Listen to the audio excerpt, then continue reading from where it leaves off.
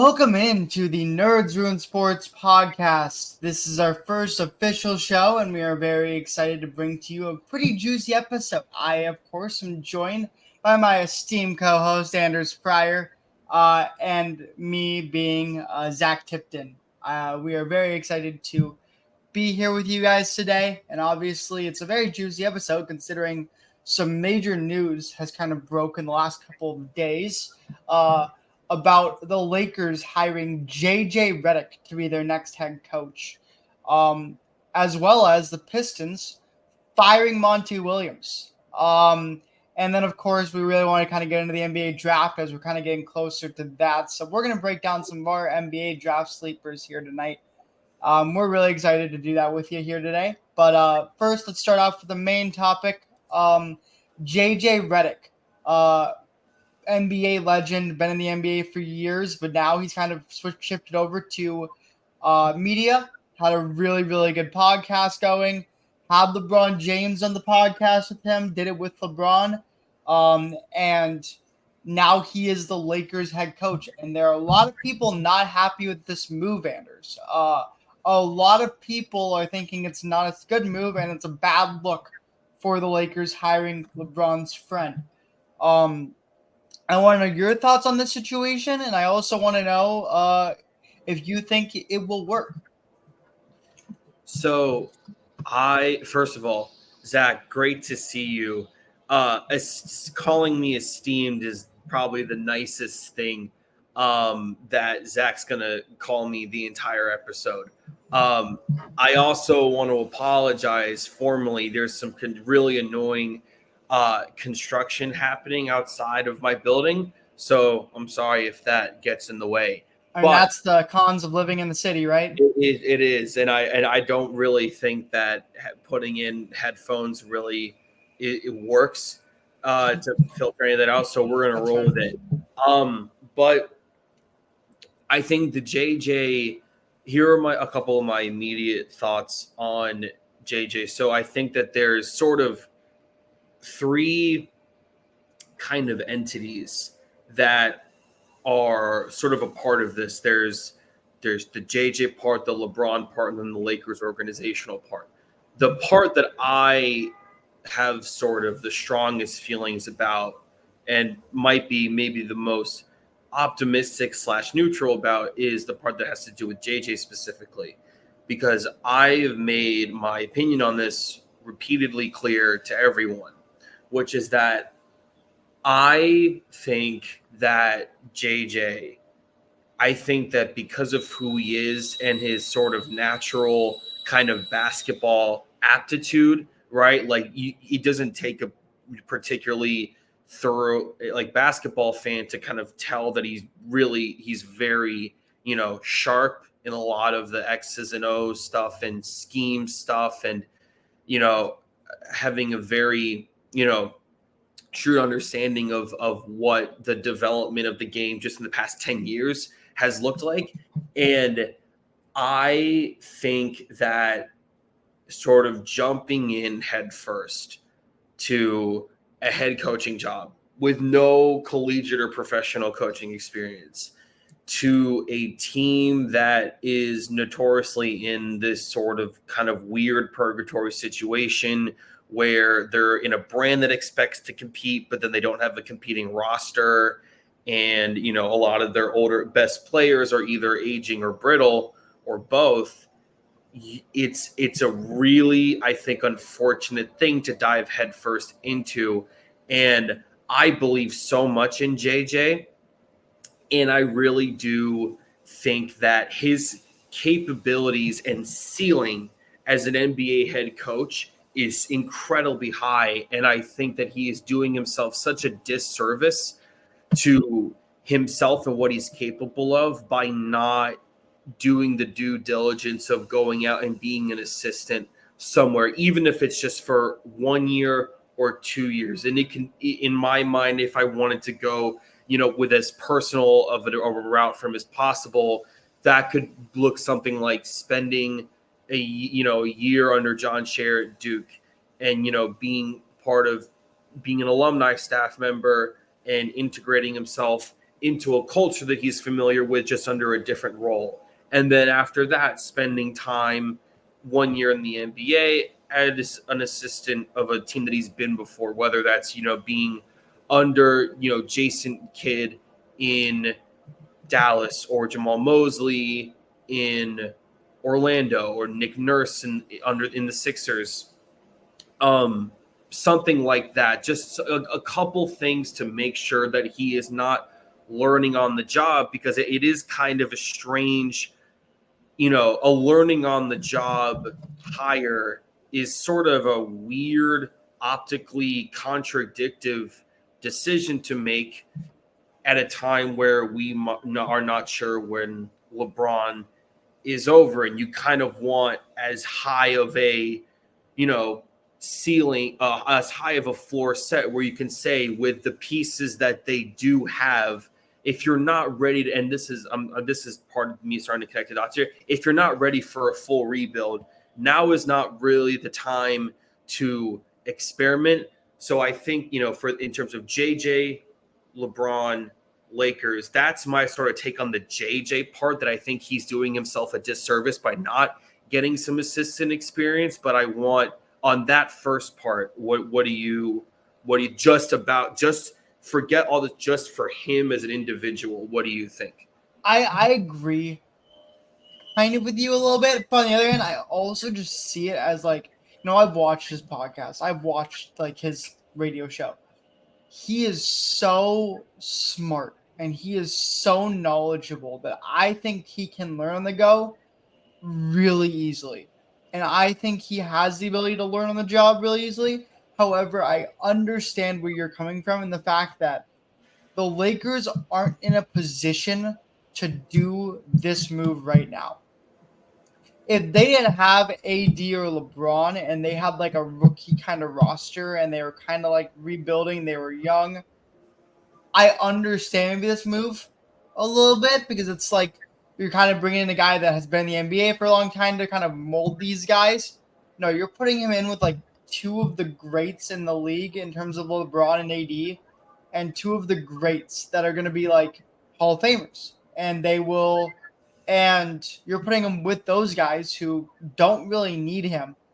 And honestly, just need somebody that kind of knows the X's and O's. And as much as I think JJ does know that, like, is that what you want right now? I would say the answer obviously is yes, because they hired him. But from a fan perspective and from like just like a media perspective, like that's crazy. And so I agree. I think he definitely could use the experience. And I agree, like going back to maybe his roots like Duke and then going to like a Mavs could work. However, I just don't see JJ wanting to do that. Because for me, I feel like JJ was very keen and very happy where he was in the media. That I don't think he'd want to leave that to go be a coach for 2 years or 3 years outside of that, just to try to then get an NBA job. Like, he has a chance to get an NBA job now. Take it. And like if he does, I don't think he's doing himself. I agree. I think he'd be a really good coach if he did that, but I don't think that's who JJ is. I don't think he'd want to do that. I think he'd want to be in the media. If he wasn't going to be a head coach now, he'd stay in the media.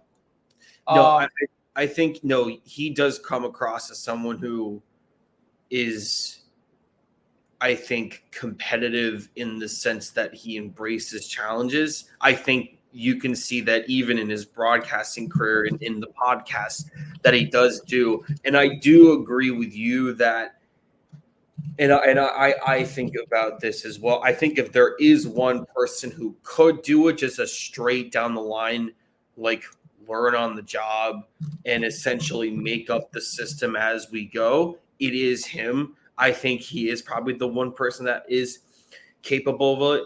But, you emphasized it too, like with the roster, he interviewed for, and this is part of a separate discussion too, but I'm going to tie it in. So he interviewed, the first head coaching interview that he did was last year with Toronto before they decided to go with Rajakovic.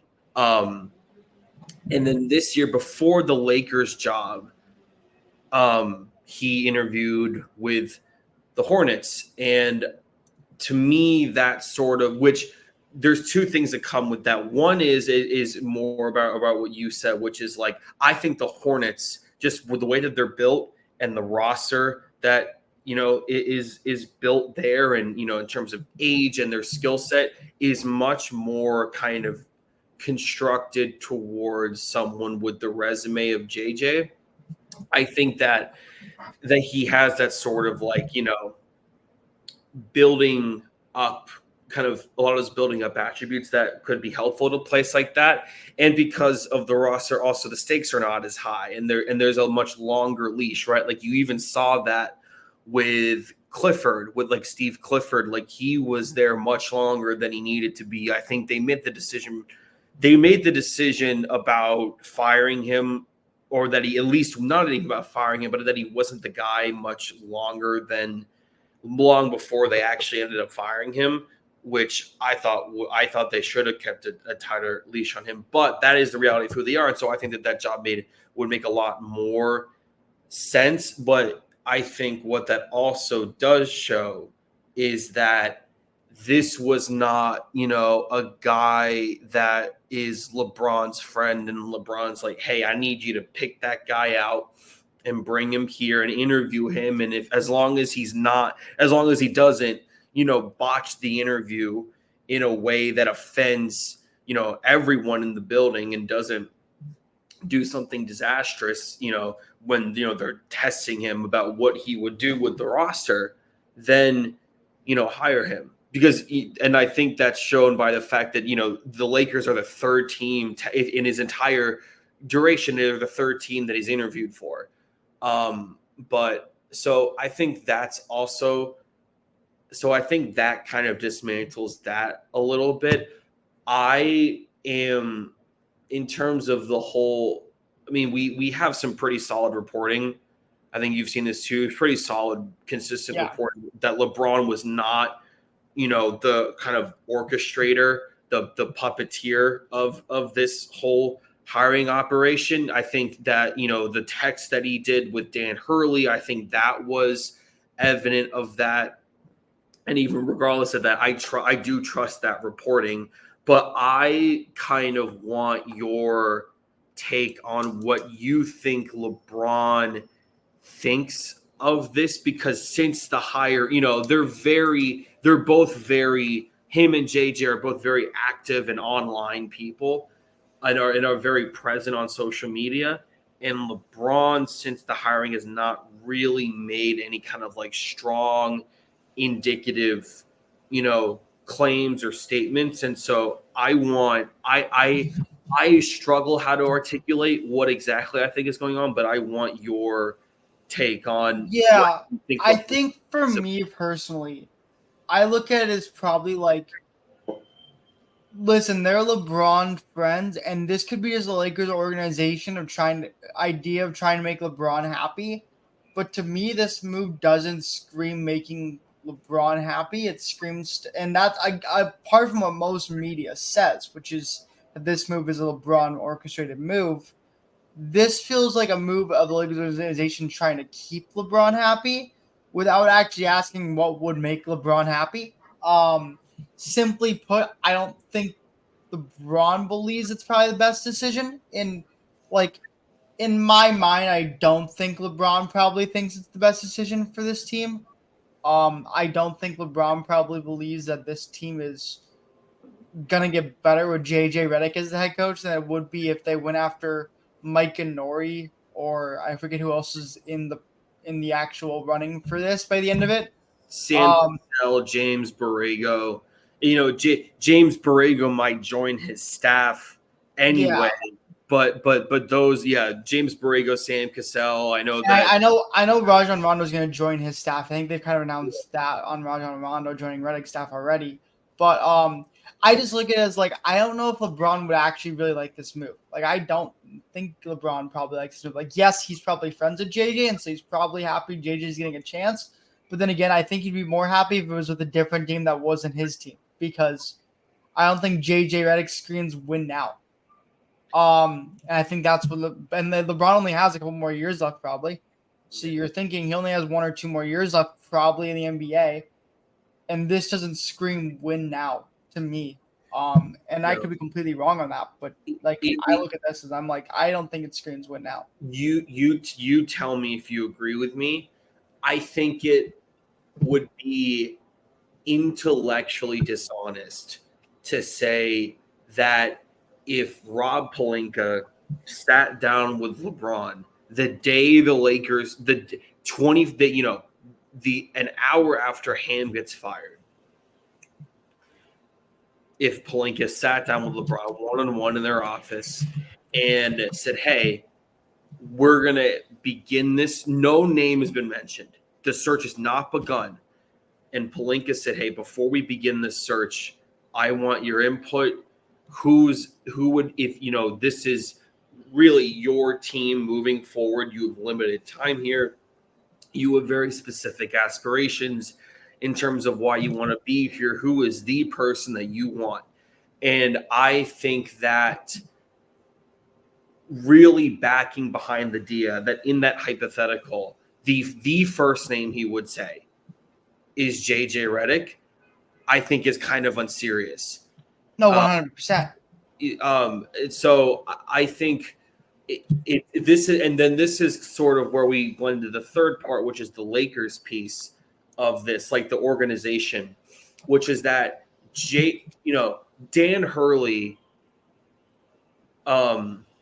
is in my opinion a perfect coach to bring into the NBA if you are trying to execute a slow burn long-term rebuild, because of his ability to get the most out of young talent. Because you got to remember, when he first got there, for the first half of his tenure, the UConn recruiting classes that he was getting, they were good, but they were not to the point where they are now. In 2019, 2020, someone like Donovan Clingan was not a realistic draft, prospect target for them. And so he's the kind of person where, you bring him in and there's a slow build and there's a slow cultural construction. And he's perfect for that. I think they must see, my guess is that they see some of those similar attributes in JJ. The problem is that the flat way of saying it is that JJ, I think, too, is a rebuild coach. And I think 100%. That if they see those similarities, I think that that's right to do so, and it's smart by them. But if you're going to bring that in, you have to adjust accordingly. Dan Hurley can be your number one choice, but and that's all fine. And if you get him, great. But he is not a win now coach either. So it's really sort of strange where you're bringing in JJ, who has this sort of weird undertone of this appeasing LeBron element to it, like what you were saying. But they're not. But it's weird because he also has this attribute of rebuild coach. But as long as LeBron's there, they can't rebuild. But then he's there to appease LeBron. But then if you take LeBron away, then they would rebuild. But so it just doesn't. I'll kind of hop on here. Sorry, and I'm going to cut you out here. I'm going to hop on as well on this, which just is. It's weird to me that the only two coaches really mentioned in this head coaching search were both rebuild coaches. And that's kind of what you're bringing up as well. But I look at it as well, what does that mean? Because I look at it as obviously LeBron's their guy, that's their franchise player, but also there have been trade rumors for LeBron. And do they want to do that? But obviously, I don't think you bring in JJ Reddick if you're going to trade LeBron. So it's if they get Dan, I don't know. It's very weird for me. Right. But I want to kind of take this away from the organization's perspective. I want to look at a media's perspective. Yep. This to me is a similar media reaction to a hiring as when the Colts hired Jeff Saturday to be their interim head coach for the last 8 games last year or 2 years ago.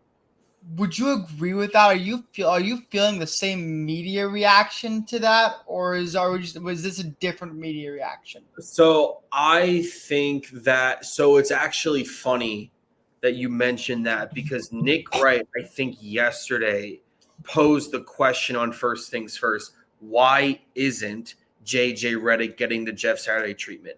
I do think that they are different, because if we're just I think the answer, the actual answer is that I think that this JJ Reddick hiring, for whatever reason, you can say it's a genuine reason or because it's just a market size reason, this has been more positively received, I think, because I would say that, JJ, like I said earlier, he had the Raptors interview, he had the Hornets interview, and, in addition to all of that, I think, the podcast component of it, I think I think the way it gets discussed sometimes is a little silly. But in all fairness, what you do have to admit that he is, at the bare minimum, creating independent content that, separate of where he works, because they're both at ESPN, that is indicative of, hey, this guy really knows what he's talking about and gets his stuff, and is sort of, okay, could he take this thing that could he take this project, this intellectually, conceptually based project, and apply it to an actual on the court exercise?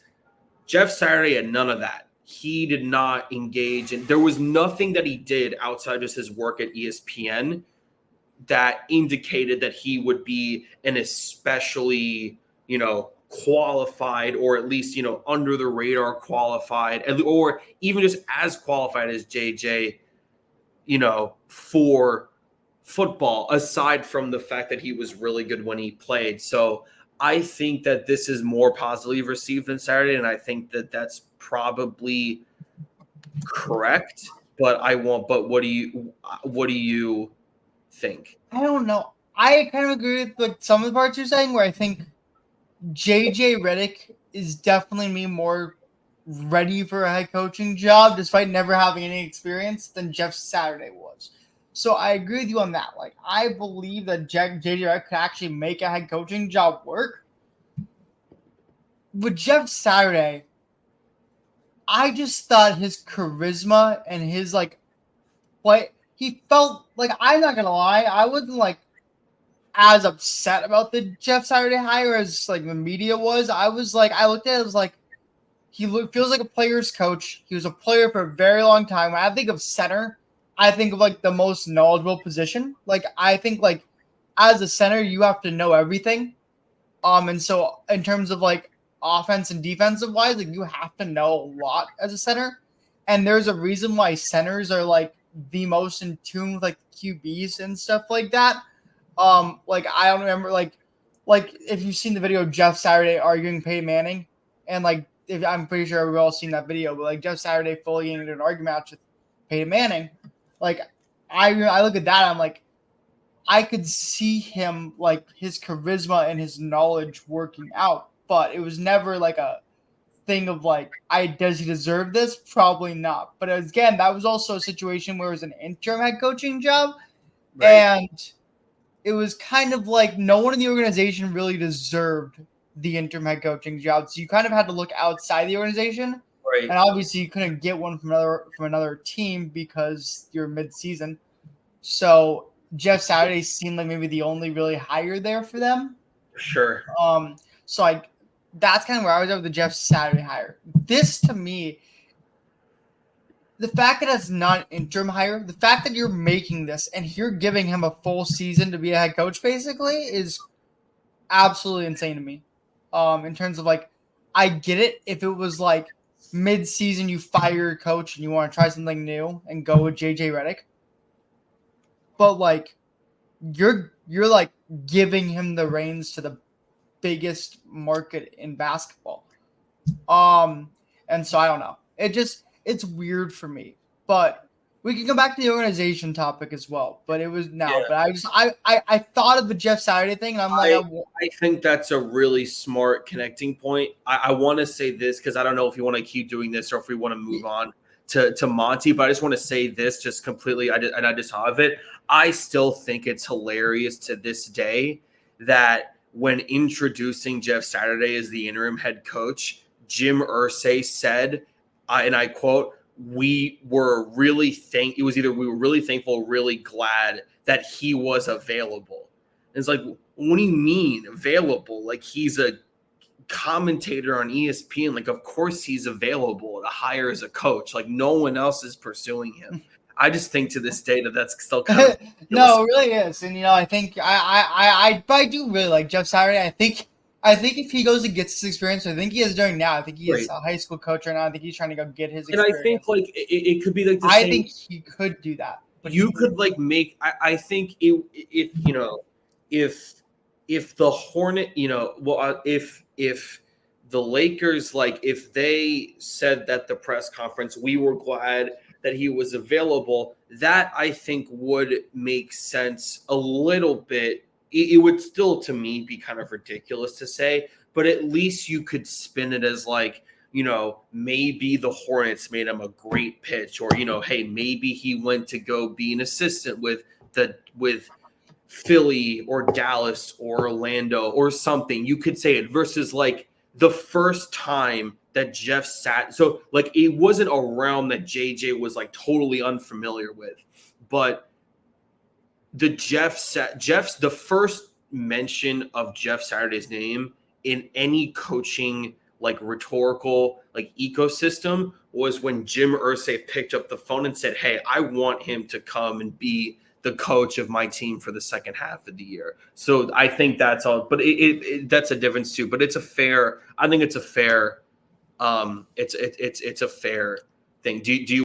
Anders, let's move on to the next segment, which is kind of keeping in the coaching category. A big kind of surprising move to me, at least. The Pistons fired Monty Williams yesterday, and I thought I'll kind of start here. I was really surprised by this move. Like, yes, they had a especially bad year last year. Like, it was terrible, and they just never looked like a team that was ready for the NBA. But I thought this guy was like, when I looked at Monty Williams as a hire, I'm like, this guy's the perfect guy for like a process in Detroit.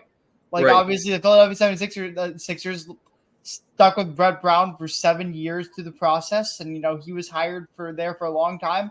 I thought Monty Williams was going to be that guy that kind of got the Detroit Pistons back into relevancy. It would just taken some time.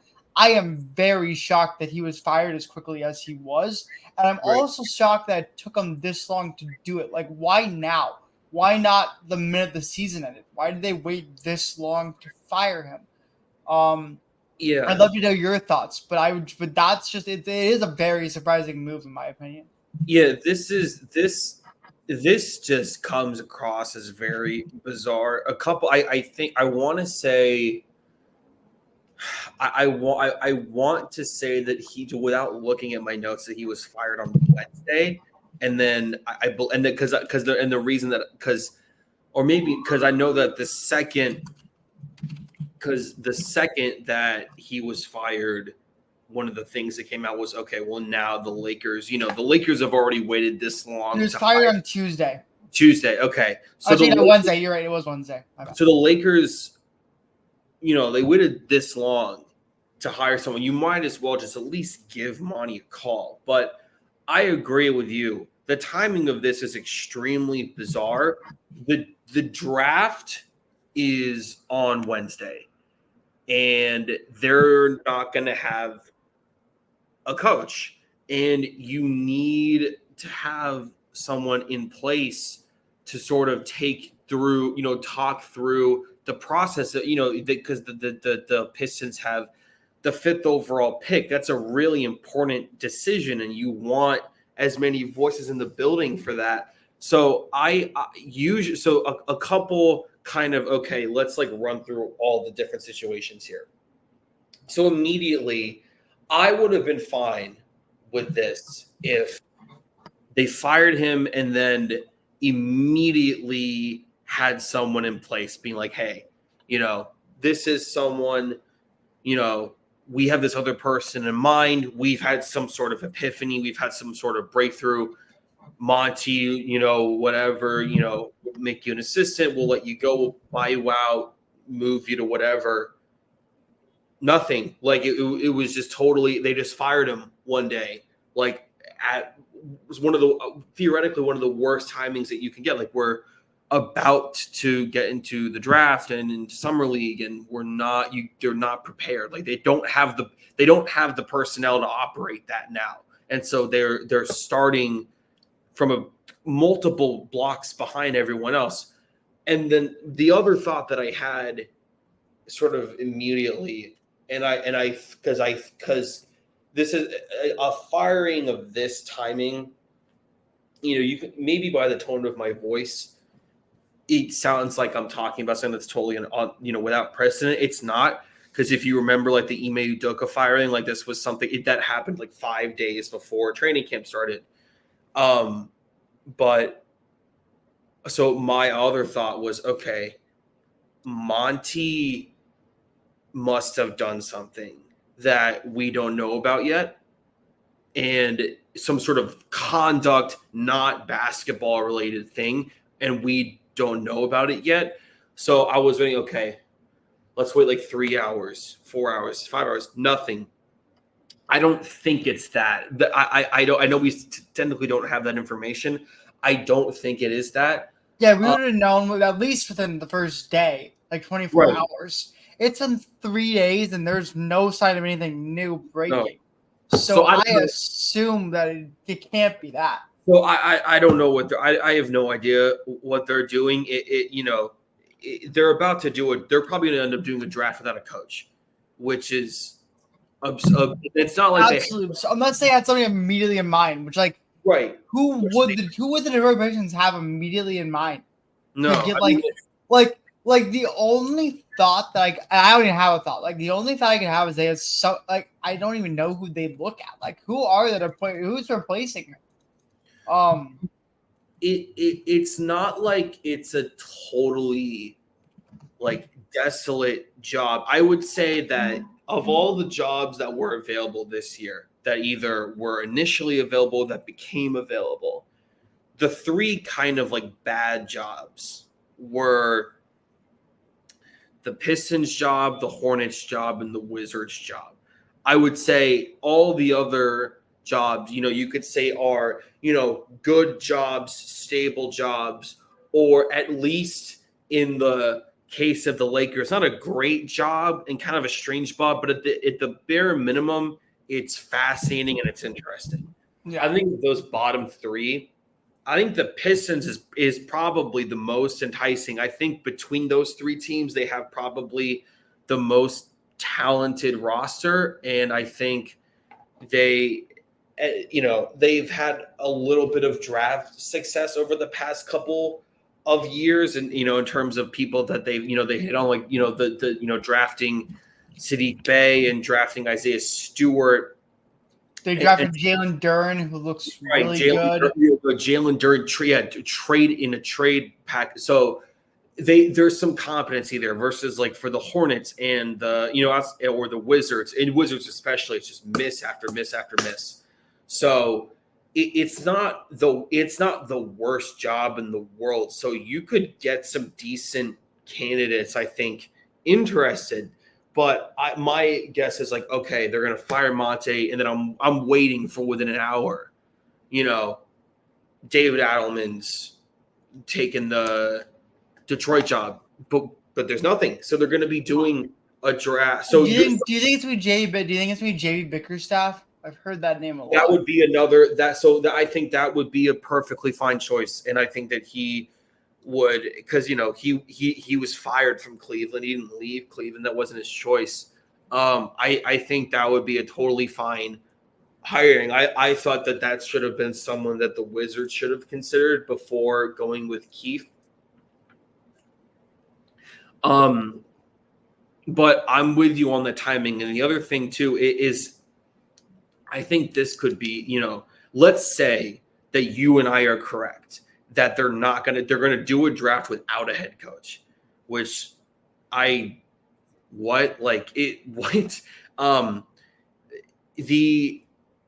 think if that ends up happening, it will be labeled as dysfunctional, disorganized, poorly timed, etc. And I think it'd be so weird as like a rookie getting drafted and not having a call from a coach. Exactly. You physically don't have one. And you and I agree on that. And I think that is the fair and correct assessment. Yeah. I feel like if the Lakers did the same thing and went into this process without a coach, it would have been like, then there would have been like, oh man, they're really taking their time. Oh man, they're really, they're really thinking it out. They're really doing their diligence, thinking about if JJ's the right guy or if it's James Borrego or whoever. So I think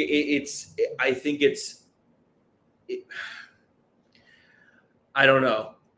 I cannot, because you gotta remember, like, Joe Mazzulla was called the interim head coach of the Celtics just hours after Udoka was fired.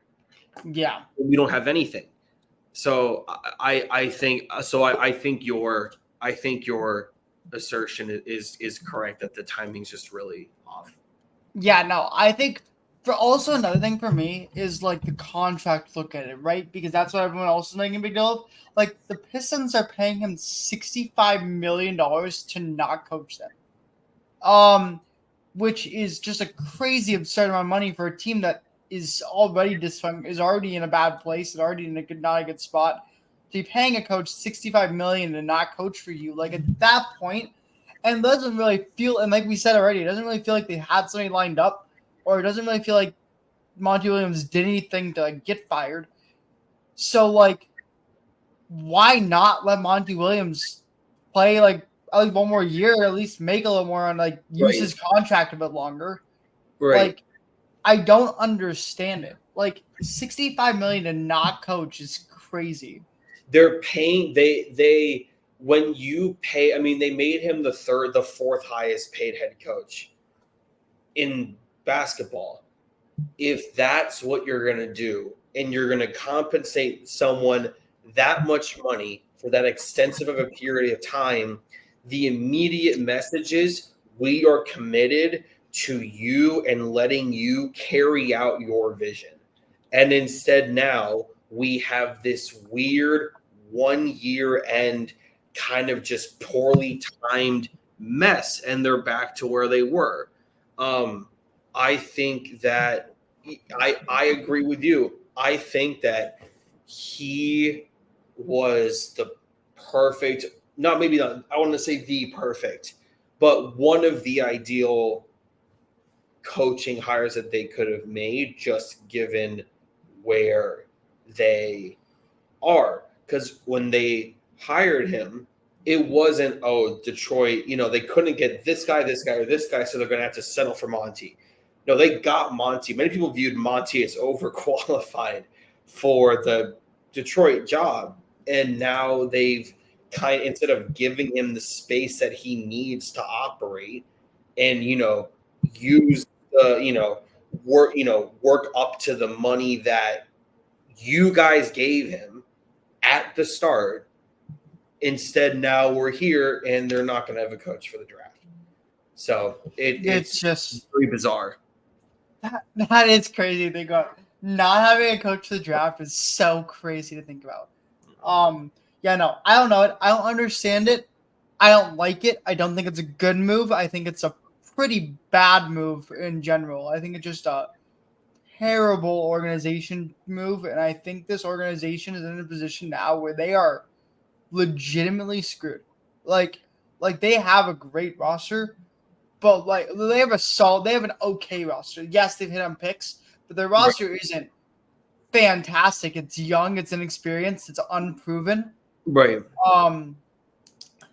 Like versus but there's talent there. There is talent. Like there's a lot of talent. Versus I think the Wizards, they're young, but I don't think there's much talent there. Like they're just not talented. I think the Detroit is talented. They're just kind of, you have more raw guys. Yeah, very raw. Like Duran, Stewart, Thompson is, Cade Cunningham raw was their number. Right. Cade Cunningham was the number one. Right. Yeah. Cade, and Cade's the clear kind of guy of that team, but yeah, absolutely. But it's not like the Wizards. I think in a lot of ways the Wizards roster, and in a lot of respects the Hornets roster, it's not that they're young. I just don't think they're very good. I think that Detroit actually does have good players. 100%. I think it's unfortunate. I would have loved to see, because they were awful for so long under Dwayne Casey, and they just kept letting him on year after year after year. So I don't understand how you upgrade and then tighten your leash at the same time. It's a very bizarre combination of events, and I'm very confused. I agree. I agree. I think that's a good place to end that conversation. I think we both kind of disagree with this move, but it's how it is in the NBA, I guess. It's a rough world. It's a rough league out there. No one's looking at this like, oh yeah, that's a great idea. I'm so glad, right? Like no one's, No one is. But anyway, Anders, we are going to move on to a topic we've actually been very excited about for a while here. Yes. It is the NBA draft season. I don't know if the Pistons know. I don't know if the Pistons know that, but it is the NBA draft season, and we are going to look at NBA draft sleepers. That's what we're going to look at. Obviously, we can talk about the stars of the draft. To be completely fair, most of the stars of the draft, they're going to go in the top 10 picks, are European. And to be honest, I don't know about European basketball. I'm sorry. It's just me. I don't know it. Obviously, the only person I really know of is Alex Sarr, and I don't even know much about him. I just know he's going to be a top 2 pick. So we're going to focus mainly on our sleepers, specifically looking at more American players that we really know. And to start us off, our great Anders Pryor is going to give us his first sleeper, which is Anders. Who are we talking about right now? Yeah, so I try to include when picking my sleepers, people that not only just people that I think will overperform where I think they're probably going to get drafted, but also I think picking people that will overperform them for different reasons. And I think the people that will serve different roles on teams. So the first person that I want to talk about in terms of the sleeper is Kyle Filipowski out of Duke. Now, Kyle is interesting because he is someone, if you are a person who loves just looking at mocks constantly, he has been mocked everywhere that I've seen. I've seen him at various points, and I would say there's not even necessarily a trajectory of moving down or moving back or anything like that. It's kind of all over the place. I've seen him go mocked as high as 11 to Chicago, and I've also seen him go as low as 31 to Toronto. So there's a very big spectrum there, and how much he'll overperform or outperform his stock depends on where he goes, which right now in the eyes of many people is not entirely clear. But he is someone that I really think is more NBA ready than people realize. Usually people that are not a full, and Zach, I think you'll agree with me here. Most people that are 7'1" tend to be not the most NBA ready people.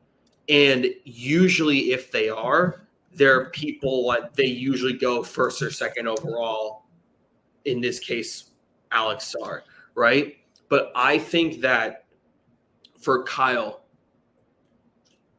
he will enter the league as an incredibly well-developed shooter from the three-point line at his height.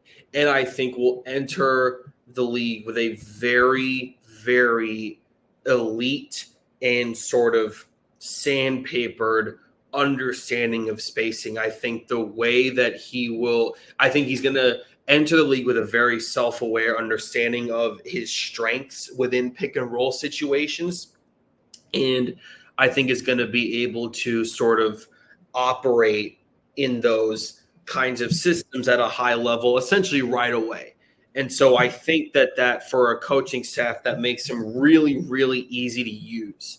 I look at a team, if we're talking about on like the getting drafted on the earlier side, I look at a team like Portland who's sitting at 14 right now. And we all know Kyle might go earlier than we all think. He's not going 7th. That we know, which is why he's part of this list. Because no one that either of us are going to talk about are going to be going in the top 10. But Kyle, I think, can go to a team like Portland at 14, which has a bunch of really shifty, fast, cutting guards who have a lot of speed and athleticism, both in open space and around the rim. And I think that with bigs on the roster like DeAndre Ayton and Rob Williams, it's kind of a 4-man, sometimes even depending on the lineup, a 3-man sort of spacing operation. Versus if you add Kyle, you can bring him in either off the bench or in some sort of starting role and really sort of expand on how you do spacing and make the spacing operation a full team kind of process, right? Like that's why the Celtics are so good, because everyone can shoot threes and everyone can space. And I think that for Kyle, if you allow him to do that while having a lot of those, similar, like just 7'1" big guy who can set picks and roll qualities that he was used for at Duke, I think that's a really good kind of back and forth skill set that he can use right away. I also, Absolutely. I think that is I think to me, Portland at 14, I think it makes a lot of sense. I think it's probably the earliest he'll go. I don't envision him falling out of the first round.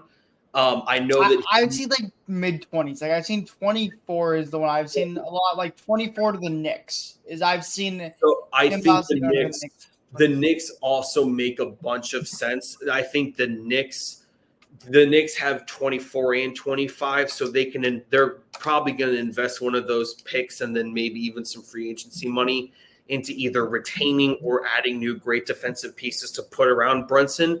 They need a backup center, though. Whether that's they need centers. I think they just need centers because, to be honest, Mitchell Robinson can never.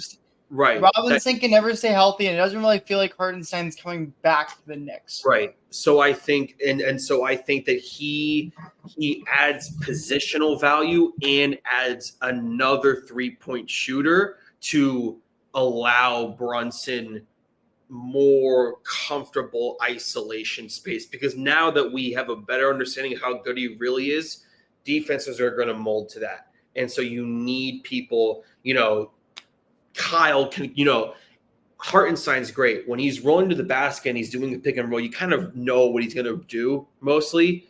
For Kyle, he can operate in that system. And then once it goes to step 2, he can do multiple different things. And I think, I think he could it's very realistic that he shoots 34% from 3 as a rookie. I think that's absolutely realistic. So I think, Portland at 14 to the Knicks at 25 is probably the appropriate range for him. And I think that I think the reason why he might fall close to 25 is he does sometimes have some one-on-one paint issues, both on offense and defense. I think it's hard, he'll struggle with like one-on-one paint situations with guys that are just more muscular than him. Not that he's thin. He's not thin.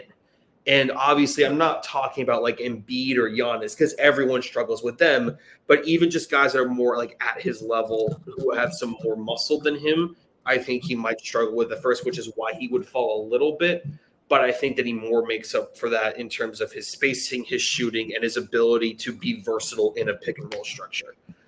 So that's my first sleeper. I don't know if you have anything to add on him. I know I'm not. I like what you said about him. I actually really do like Filipowski as well. I love his shooting ability. I love his height for that shooting ability. I really like him as a player. I think he has a chance to be really good in this league if he finds the right situation that he can really thrive in.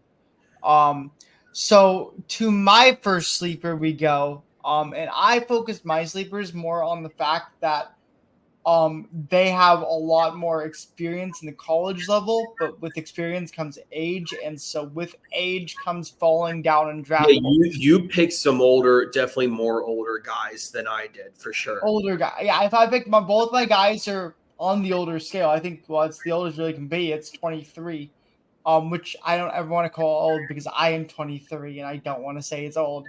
But so yeah, we're gonna I want to focus on them because I think I've watched them compete at the college level and be absolutely incredible at the college level and be winners, but because of their age, they're gonna fall down draft boards. And so my first guy I'm looking at is out of Creighton, and his name is Baylor Shireman. Shireman's a guy I've known for a very long time. I've watched him for a very long time. He's one of the best three-point shooters I've ever watched in the college level. In terms of just his consistency, he's always been really good at that. And there's a reason that Creighton and a lot of other schools wanted him out of SDSU, which is, he was shooting 44% at SDSU from three, which is absolutely incredible. And so just like, you bring in a guy like this, and he's going to instantly be able to transform your shooting. Yes, he has age, but he has the experience. His experience that he's had in big March Madness moments is incredible. Like, he's played deep in March Madness multiple years now. And I think he made March Madness all 4 years. I think his freshman year at SCSU, he made March Madness as well. So, he has that experience. And I just think he's a really, really good shooter. I really love his shooting ability. But I think also we saw last year, I think his defense got increasingly better. He became a really good defender last year. To the point where we were really we were looking at him as like a possible guy that could become a high draft pick. And so I really like him. And also, I'm not gonna lie, I think he's had a really good pre-draft as well. I don't know if you've watched much pre-draft, but he's been one of the best pre-draft players, I feel like. He was one of the best players in the 5-on-5 of the draft combine. And I think he just is I think he'll get first round. I think he will land in the first round. I don't know where. I would say more later. I would say definitely you're looking probably last few picks of that first round. But right. I think he's going to be up there, and I think he will make the first-round pick. I want to know, do you have any thoughts on Baylor Shireman, Anders? Yeah, well, so I definitely agree. So I think that – so first of all, I agree with a lot of what you said in terms of his shooting ability. I think that he is bigger than people – realize. The combine has him listed at 6'6" and 6'6" and a quarter. But his wings, I'd have to look at the percentages, but his wingspan ratio to his height is very good. Obviously, this comparison I'm about to do is not quite as keyed in because they're just going to be picked in completely separate parts of the draft. But if you look at someone like Cody Williams, who it could very easily go top 5, his wingspan is in the kind of vacuum scale is not particularly wow. but for his 6'8" frame, it allows him in his matchups to get over people. And I think that Baylor I think he's going to face a similar, be able to have fun with a similar strength, even if he is, a completely different kind of player. Because I do believe that Baylor will not be, I think that wherever he goes, he will not, even if it is off the bench, and you obviously scale it into the fact that he's a rookie, he won't have the ball in his hands as much as he did in Creighton. I think he will be more of a catch and shoot spot up person, but I think will be able to, because of his physical assets and like you said, great like combine and his measurements came out great. He will be able to work well with collapsed defenses, I think. I agree. But but you mentioned it. I think that there are a few candidates of people where a couple weeks ago, you'd be like, oh, there's no way they're going to go in the first round. And then we're going to get like the last 3 picks. And you're like, oh, wow. Like I wouldn't expect it. I think that Shireman, there's about 4 or 5 of those guys. And I think that Shireman is one of them. I think Jamal, these aren't my picks, obviously, but I think like Jamal Sheed is someone that people are talking about as being in that sort of category. I think Terrence Shannon is in that sort of range as well. Those are just the ones I can think of off the top of my head. But I think you're right. I think if he ended up being like the 28th or 29th pick, then that would not – it wouldn't – to this point, it wouldn't blow anyone out. No. Another thing I want to mention about Baylor Sherman, but I just remember this, is I don't even remember the Sweet 16 game versus Tennessee. If you remember Baylor Sherman in this game, but he was the primary defender for a guy who's going to be a top 10 pick in this draft, most likely in Dalton Connect. He was the primary defender against Dalton Connect, and he held Dalton Connect to 6 for 17 from the field in that game against Tennessee in the Sweet 16. So he can definitely defend, and he's a really good defender. So when you're kind of locking up a guy like Dalton Connect, who was so good at scoring last year, you definitely could get looked at as a 3-and-D kind of guy. And I think he definitely has that ability. And so we will move on now, Anders. Would you like to introduce your second sleeper? I'd love to. So now I'm going to go a very different route. And so if you could please roll out the wonderful graphic. Tyler Smith. So Tyler Smith is someone that is a member of the NBA G League Ignite program, which I understand is a group of people that not everyone is as familiar with unless your name is Jalen Green, because Jalen Green was incredibly famous before and was going to be incredibly famous regardless of where he went, whether that was college, G League, overseas, whatever. Tyler Smith, I view as being very underrated in a very specific role, in that he is, Tyler Smith, and you obviously understand this archetype, Zach. Tyler Smith is very, very, very good at very, very few things. And his skill set is very, very easy to sort of describe, in that he has a lot of downhill athleticism and is a big dunker, and I think has some athletic and speed combinations that I think give him the ability to sort of be an underrated defender. He's a great spacer. He has upside as a 3-point shooter and has a very big wingspan. I think he's listed at 6. I forget what his exact measurements are down to be. I believe he's just 6'9" flat, but he is spacing, defending, downhill athleticism. When it comes and is with a specialty in dunking, I think unless he is dunking, it's a little bit difficult for him to sort of finish around the rim. Sometimes I think that there are been a couple people in the Ignite program that fit that description. And I think that he, in one-on-one space, like in set defensive systems, can sometimes be a little kind of disappearing from the screen. So his role is very specific, but there's some upside there based on just what he can do, right? Because he will be a first-round pick. He's viewed as a fringe guy. I would be very confident that he's a top 25 pick. I think that I would be willing Interesting. to bet in the that. couple mock drafts I've seen him go be the 30th pick. Like I've seen. So I think that's the latest he'll go. So what I view for him, and I really like him. I love Tyler Smith.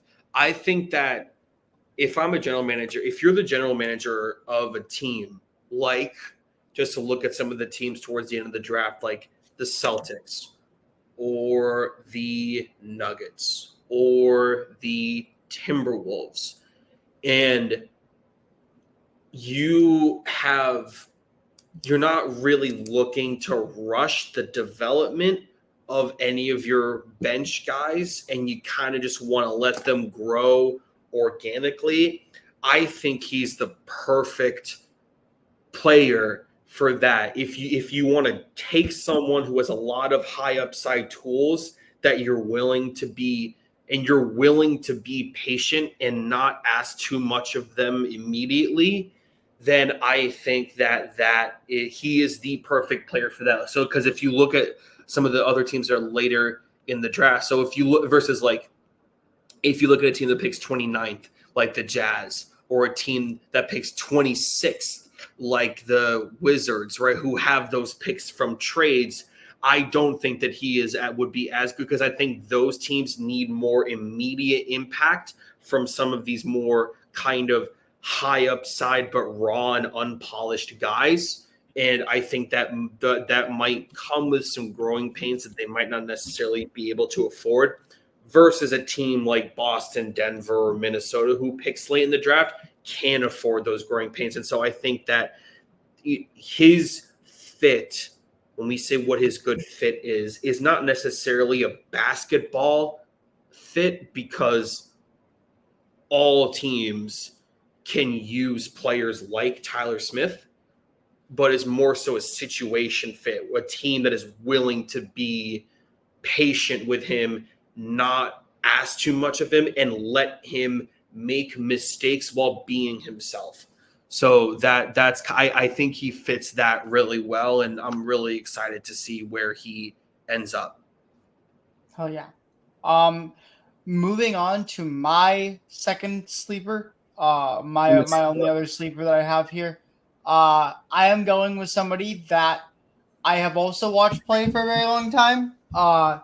And I have watched him run circles around my favorite college program for a very long time. And I'm going with somebody that, despite his age, reminds me a lot of like, I just really like, and I think he's a perfect player for his program, and I think he's gonna go in the first round, obviously. And that would be, I've got a big intro, but that will be Tyler Kolek, Marquette guard, 6'3", can dribble circles anyone, can shoot from anywhere. Just a really great player. I'm a big fan of Tyler Kolek, because I've seen what he can do at the college level. I mean, he was All-American last year, 15.3 points and 7.7 assists. But he just is incredible. Like, he just, like, I mean, he shot what, like 40% from three last year, 39% from three last year. And he's incredibly fast and incredibly crafty. I just really like him a lot as a player. I think he has that ability to have success at the next level despite being older and smaller. I don't want to say like Jalen Brunson kind of comparison a little bit, but he has that small kind of run around you, kind of shoot from anywhere, and just hit everything kind of feeling that Jalen Brunson kind of did. So I kind of feel that, but the age obviously is the key there. Right. But I think he's a great player, and I think he'll be really good for wherever he goes because he is a winner, and he won a lot of Marquette. And if he can keep that foot speed and and can hold up on defense at least a little bit, I think he'll be a good player. Kolek's interesting because he, I think if I think of like a comparison, the closest thing that I can think of, I think is like he's almost like a taller. He's like a taller TJ McConnell. That's kind of how I view him. I think that he has enough different things to him to where he can fit a lot of bench systems because he is old and is experienced, but because of that has great decision-making skills. And I think that if the goal was bring him off the bench to, facilitate a younger bench group, I think he could do that perfectly. And I think that his skill set would absolutely carry over. If that's what a coaching staff would ask him to do.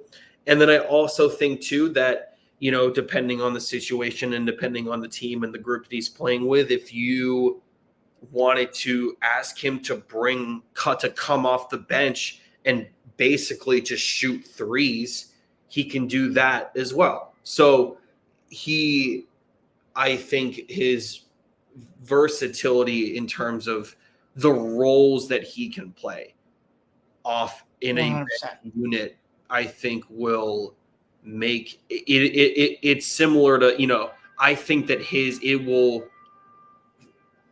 give him a lot of different fits. And I think because of that, I think pinpointing exactly where he's going to go will be a little difficult because at one point he was a second rounder.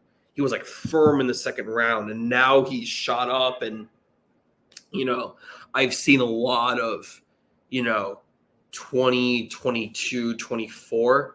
I think, which I think is probably fair, but it does make it difficult to pinpoint exactly. But yeah.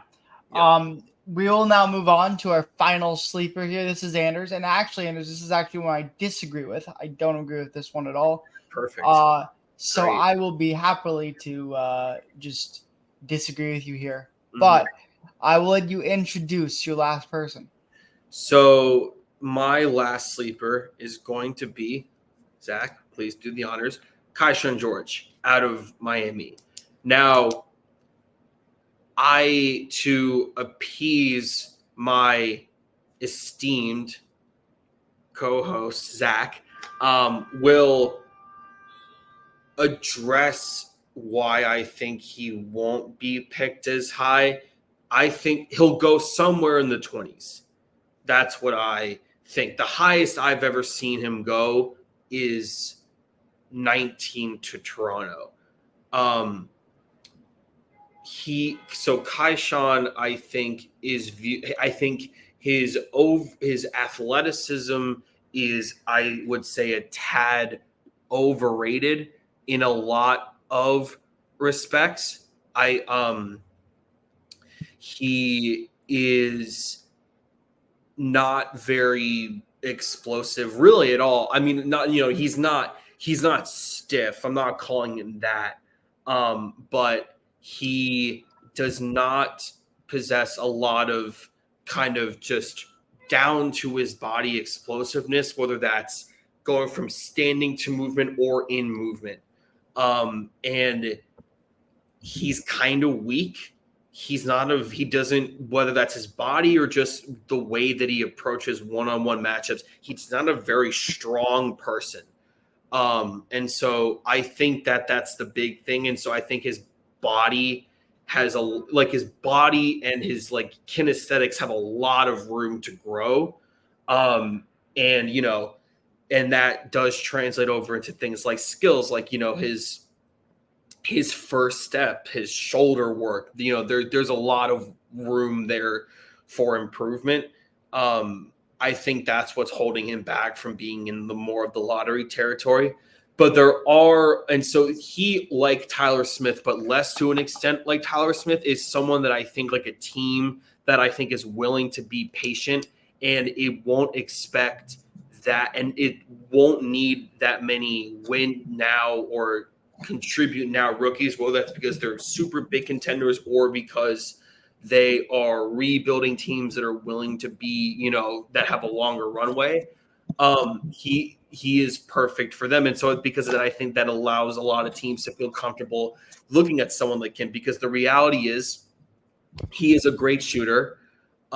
He is a great pull-up shooter and catch and go shooter. It's a very clear strength. And so I think he can come in and hit threes right away. I think that he is a playmaker to a certain not to the same extent as like Kolek, like who Zach talked about before, but he can play make. He does, because of his height. He's a real legitimate 6'8", and his first step isn't great, but he does have the basketball ability to push by smaller defenders and then kind of kick out accordingly. And those judgments are good. And so I think he has the frame where if you add some strength to it, he can be a legitimate blow-by threat. And then so I think if you complement that, where you add that strength so he can then blow by you, dish out, or shoot in a one-on-one situation, that's a really hard skill set to defend. Now, the first part of that, which I think is what Zach's going to talk about, is very, very unfinished. And I think it's what's holding back from being in the lottery. But I think that there are enough things, i.e. his three-point shooting and his pass reading ability, that make him worth being a top 22 pick. And I think those things that he can do immediately make it worth waiting on him to get just flatly stronger. So that's my take, and I really like him, but I want to hear what you have to say. So I'm very much the other way on this, just because I look at it as like this. This guy got his height and his size in the last 18 months. He grew to 6'7" in the last 18 months. Right. He has no idea how to use that yet, in my opinion. Mm-hmm.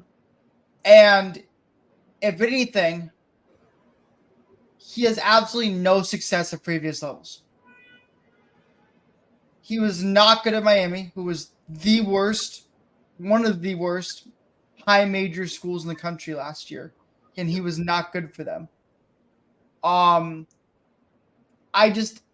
He never, for him being such a good shooter, he didn't even average 10 points a game at Miami, which is crazy. Right. I just look at it as he has no college success. He has no success anywhere really. Right. He just grew into his size. It just seems to me like he has a lot of work, and sure, a team would be. I think it would take way more than 2-3 years for a guy like this to truly turn into what they need him to turn into. Right. And I don't know if there's a team that's willing to wait 2 to 3 years, right, basically the entirety of a rookie contract. Here's a good way, I think, to articulate what you're saying. And maybe this is different, but I think this is what you're on. Teams are not going to be drafting Kaishan George. They're going to be drafting the idea of Kaishan George. Exactly. Yeah. 100%. 100%. And I think that's kind of where I'm at there. So I personally don't like him as a prospect. I personally think that he shouldn't be drafted like anywhere near the top 20. Which I've heard some people saying there's a chance to be a top 20 pick. I don't think that's a good idea. Right. So we'll see. But yeah, I think that's where I'm at with that. However, so there is one more topic we were going to discuss, but I do have a couple questions for you because this will be our only show before the draft here in a couple days. So I want to ask you a couple questions. Yep. First off, who is your prediction for number one? And secondly, who do you think will have a Cam Whitmore like fall this year? Or will there be anyone that will have like a Cam Whitmore like fall this year? That's a really good question. So for those of you who don't know, in case just because I want to explain that, Cam Whitmore is supposed to be like a top 5, top 7 pick last year, and he fell to pick 20. Which was an absolutely insane fall. No one was expecting that at all. Like there was no mocks that had him going over past like 9 or 10. So for him to fall as far as he did was absolutely like insane. So I know I'll let you answer, but I just wanted to quickly bring up what I meant by what I meant by Cam Whitmore fall.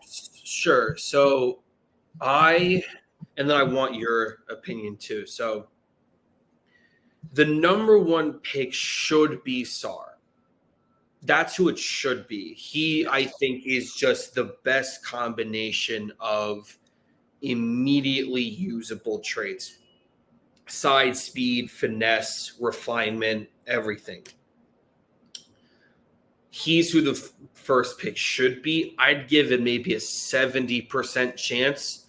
I think a month ago it would have been 90%. I think now it's down to 70. I think you're seeing more and more mocks with Risache as first. I think, really, I have actually not seen that. I've actually seen one. I know that the Ringer has him first. It's very strange. Like I think I've seen Donovan Clingan as the number one. So so Risache, I kind of almost essentially just view him as a slightly worse version of Sar. Like they do a lot of the same things really well, but Risache is like 3 inches shorter.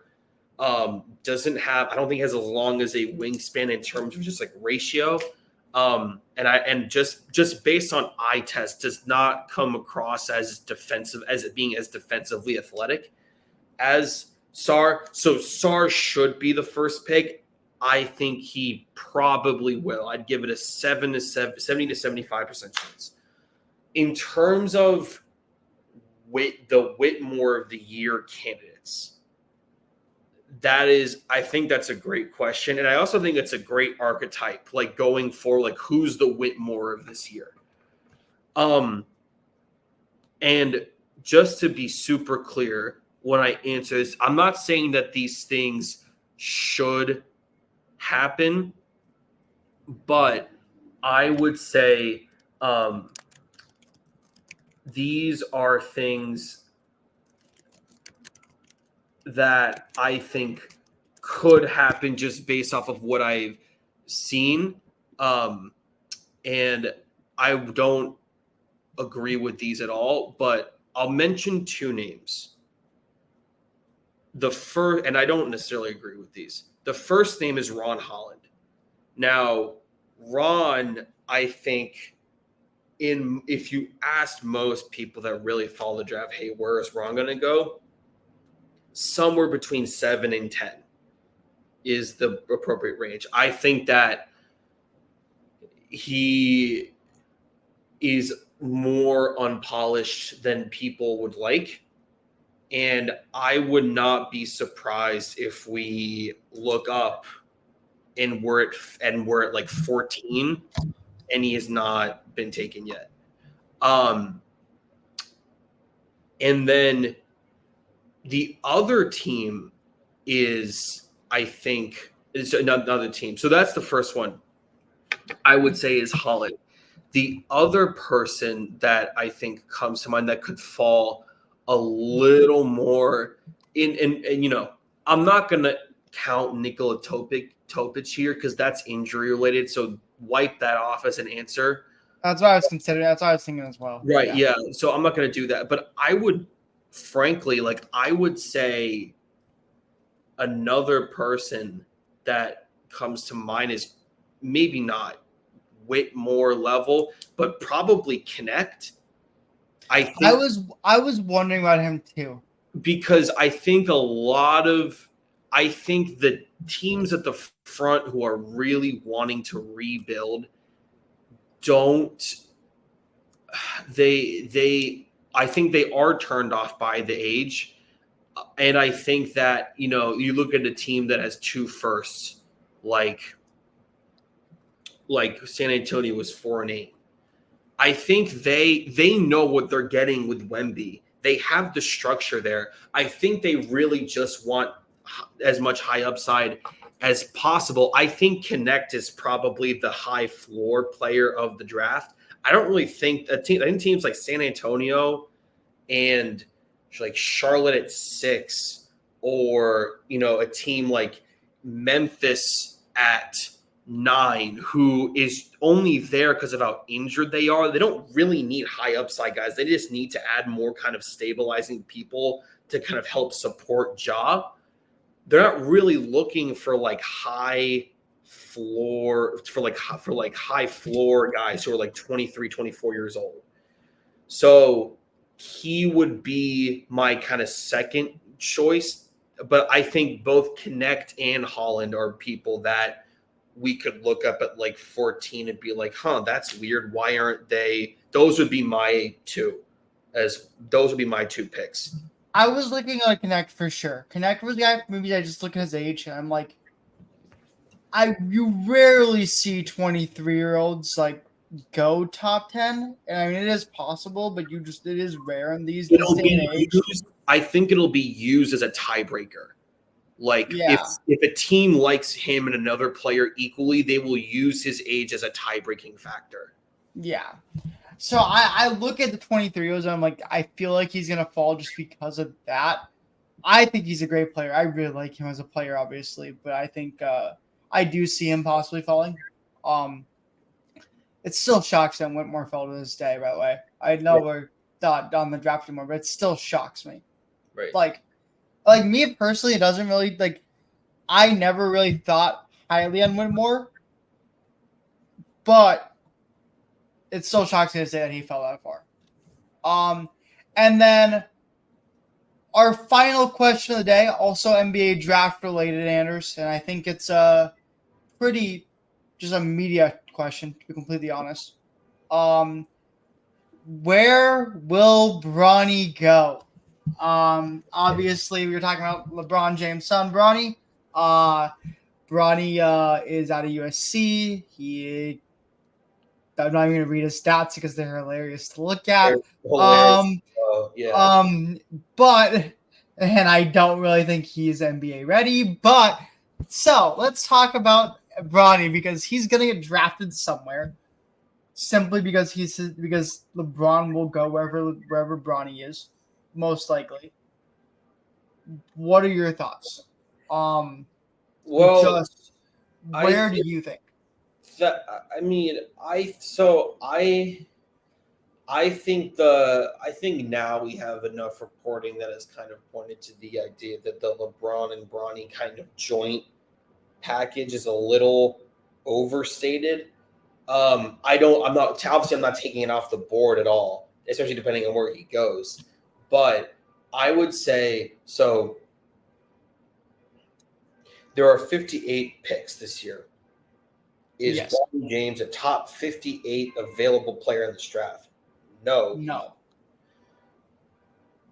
I mean, I know it's so cheap. I mean, the Lakers at 55 makes so much sense. Yeah. I think we've all kind of accepted that.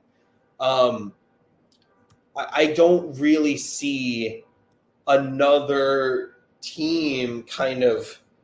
I think that even if the reporting has said that they're not necessarily a joint deal, I think there are enough teams that will kind of sucker themselves into thinking that they will have a legitimate shot, and it kind of just depends on who thinks that they're a LeBron away from competing or to getting wherever they want to go. And I don't really see anywhere in that sort of range that kind of applies to that line of logic. And so it's really difficult for me to. He is so hard to be judged appropriately, Bronny. He's so hard to be judged appropriately. And and sometimes I get really just like fatigued talking about it, because I do think in a lot of media circles, he gets complimented for handling the pressure and saying the right things.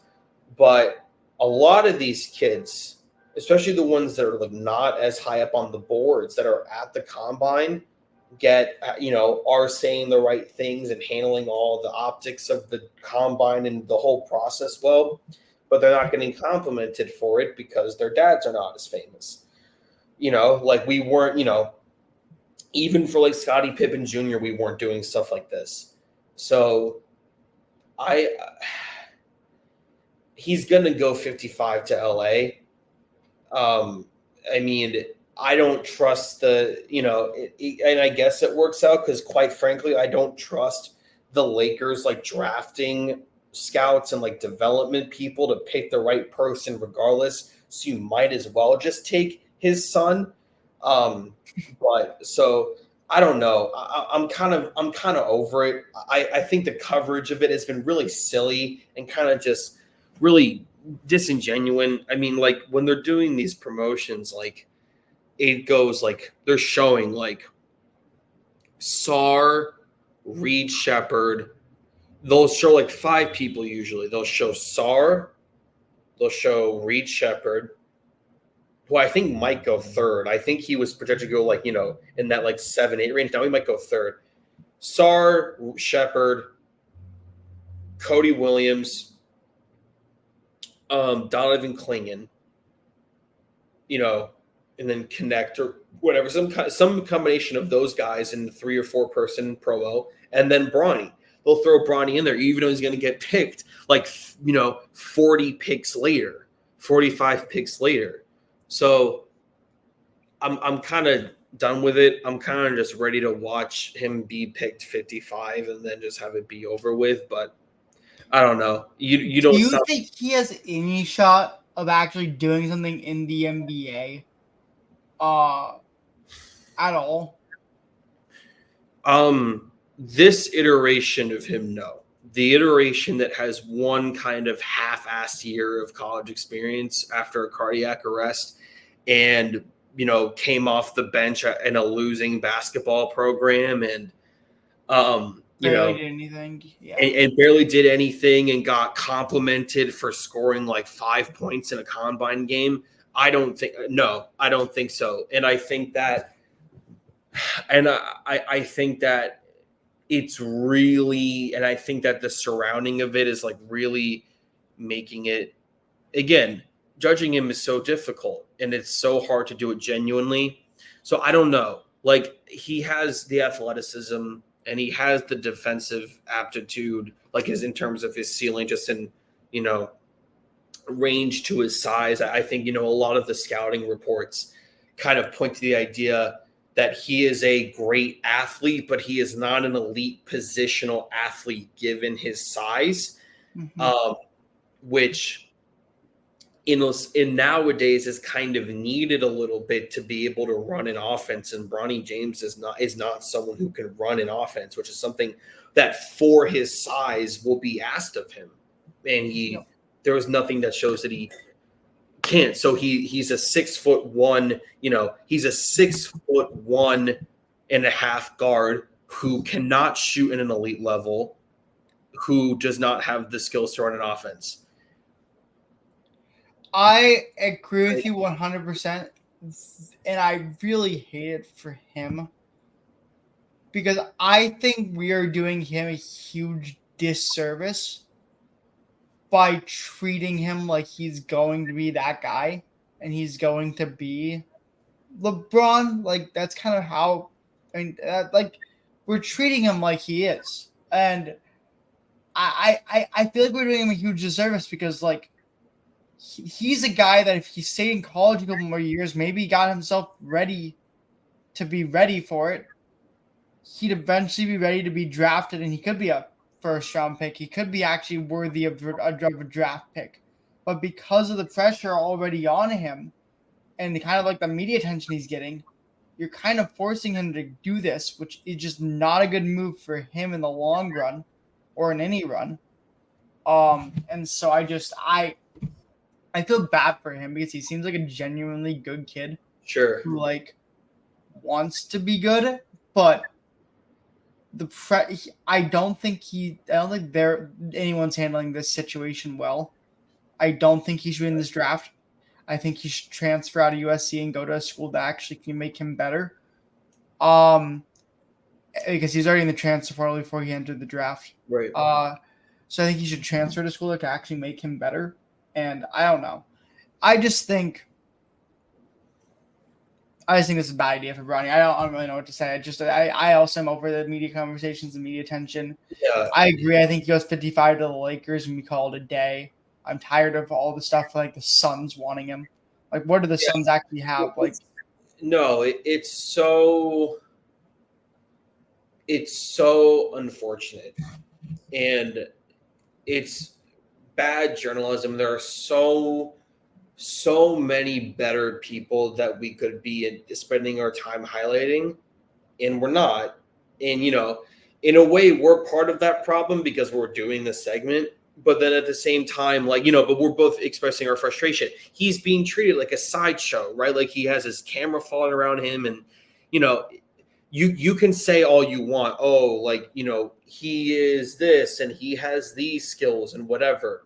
But the reality is that none of the other bench players in any of these Power 5 conferences are being, none of the bench players in any of these Power 5 conference schools that are coming off the bench and scoring 4 points, 5 points, 6 points a game are getting any of this at all. So you can't say that it's not because he's LeBron's son. That's intellectually dishonest. It's frustrating, and there are so many. There's such better draft coverage that we could be doing, and we're not. Before we finish off the episode, I want your take on this, and we can, after the draft, I want to say this because our next episode probably won't be until after the draft. Maybe it will. Maybe we'll do something shorter, but I just want to get your take on this now while I have you here. I want your take on how the draft has now been split into 2 days, because my theory is this, and this kind of sounds sort of like weird, but I want this is what I really do think. So I think that they're spanning the draft into 2 days for 2 reasons. Number one, I think, is a genuine reason, which is that, after the first round, it's late. People aren't really paying as much attention, and that kind of makes it hard, and it's a more straining product, and, whatever, which I think is fair. So you split into 2 days to make it a more kind of digestible event. Mm-hmm. The second reason, I think, is this, and I think that this is really selfish and kind of twisted. I think, because ESPN does the draft coverage, I think that they know that they get a lot of flack, and I think that they're aware of the criticism that they get for kind of over covering Bronny.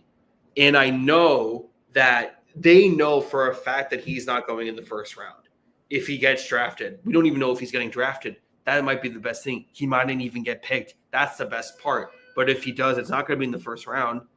So, and they know for a fact that with those two things intersected, that if they talk about Bronny once during the first round, they will be ripped apart, and it will be a PR nightmare for them.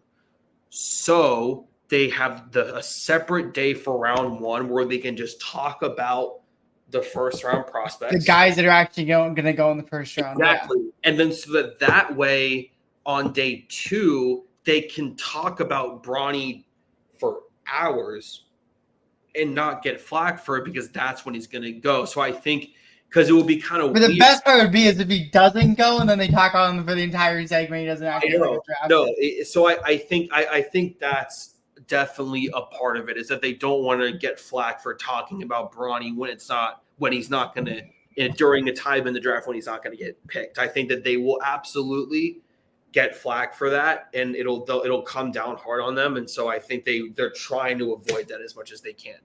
I kind of agree with you on that. I don't actually know if that's what they're doing, but I would actually believe that if that was what they were doing. Right.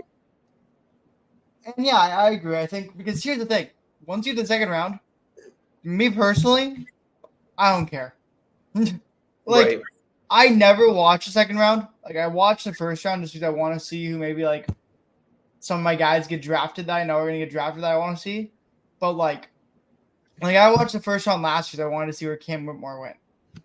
Right. I ended up watching the draft very long than I thought I was gonna watch the draft for, but I wanted to buy. But yeah. So like that's what I said. So yeah. I don't watch second round. The second round's full of guys that are gonna be projects, European project players. They're gonna be full of guys that are, college guys and stuff. So I don't watch it. Right. But and I think a lot of people feel the same way. So the second round of the draft is a perfect time to bring up Bronny because, to be honest, there's not really a prospect you could talk about in the second round of the draft that would do anything to like bring up except for Bronny. Unless you're like a college basketball sicko, then it's good because you do know the people. But the average spectator, yes. But even like in the second round, like most of the guys that get drafted in the second round are like European guys. To be fair, like at least the one time I watched the second round, it was like you were just like European. It was like the year Colin Gillespie. I was expecting Colin Gillespie to go in the second. I was expecting Colin Gillespie to go in the second round, so I watched the entire second round, waiting for Colin Gillespie to get drafted, and I just did European name,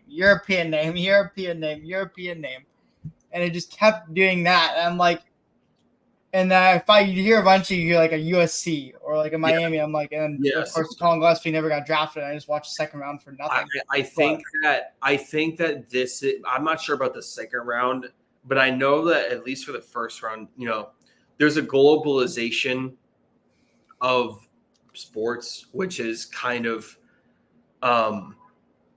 that people are going to have to start getting like used to. And I think this is the first draft where that globalization is really kind of actually having an impact on people's accessibility to watching it.